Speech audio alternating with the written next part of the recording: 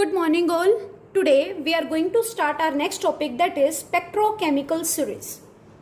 As you all know, for any given metal cation, the magnitude of crystal field splitting energy depends upon the nature of ligand. Some ligand produce strong fields and hence the splitting is large, whereas some other produce weak fields and hence they result in small splitting of d orbital. So the arrangement of ligands on the basis of their increasing crystal field splitting energy is called spectrochemical series. So these are some ligands which are arranged on the basis of their increasing crystal field splitting energy. It is important to note down here that the ligands in which donor atoms are halogen, oxygen or sulfur are weak field ligands. For example, iodine, bromine, fluorine, chlorine, they all are halogen. So they belong to weak field ligand. Sulfur is a weak field ligand. Thiocyanide. In this, if the donor atom is sulfur, then it is a weak field ligand. If donor atom is nitrogen, then it is a strong field ligand. Ligands in which oxygen is a donor atom, they also are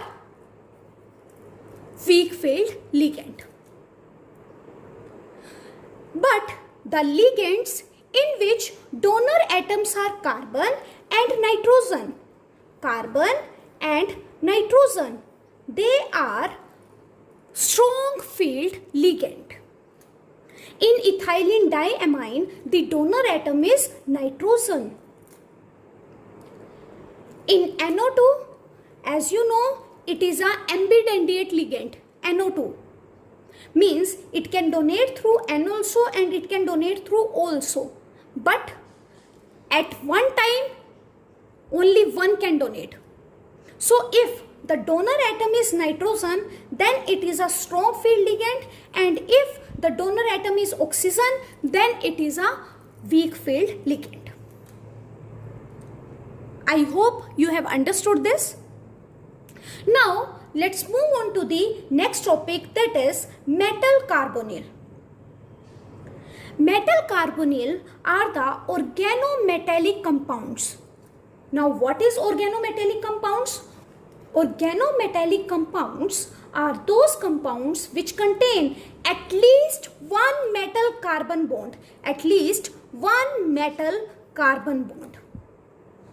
So, metal carbonyl are the organometallic compounds in which metal is linked with the carbonyl, means carbon monoxide is called metal carbonyl.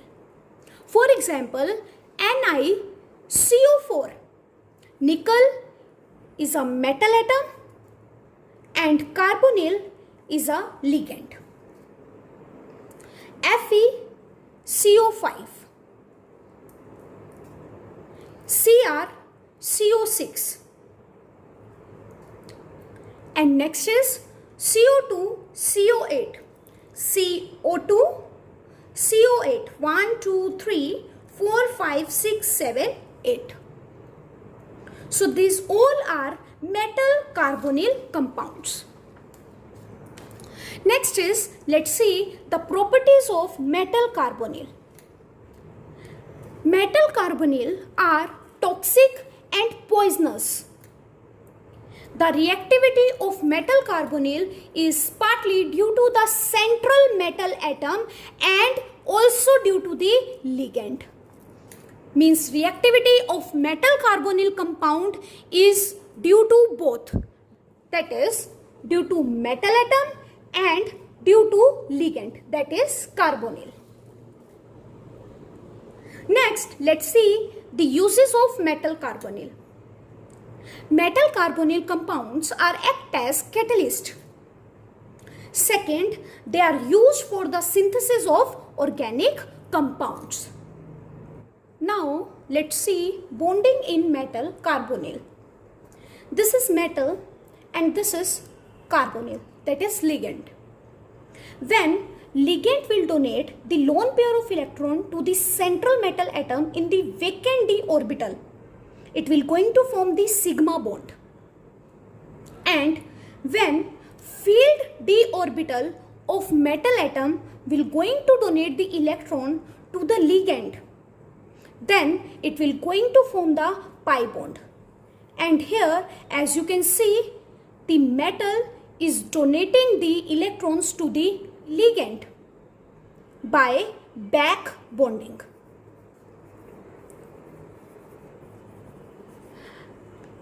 Carbonyl accept the lone pair of electron by forming a pi bond, and so it is known as pi acceptor. And the formation of sigma bond strengthens the pi bond and vice versa. It is known as synergic effect. It is known as synergic effect. So with this, we are completing our chapter. I hope you have understood this. Please try to do some questions. First question is, why carbonyl is a stronger ligand than NH3? Second is, why only transition element are known to form pi complex? Third, which one is more stable and why CONH3 3 positive or COEN3 3 positive? Fourth, when coordination compound CuCl3.6NH3 mixed with AgNO3, 3 molecules of AgCl precipitate per mole of the compound. Write the formula of the compound and IUPAC name of the complex. Last question is, why nickel do not form low spin complex? So test yourself by doing these questions. So that's all for today. Have a nice day ahead.